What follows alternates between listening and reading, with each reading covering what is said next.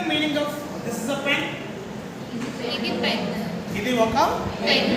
తెలుగులో ఇంగ్లీష్లో పెన్, తెలుగులో pen. This is a chair. ఇది కుర్చీ. Okay.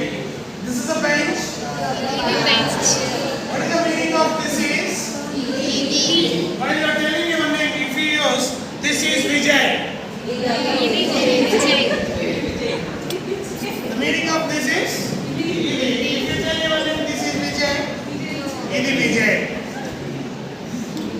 Nothing but this body is Vijay.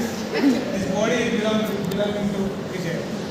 So nothing but if you tell your name like this, there is nothing but you are not giving respect to yourself.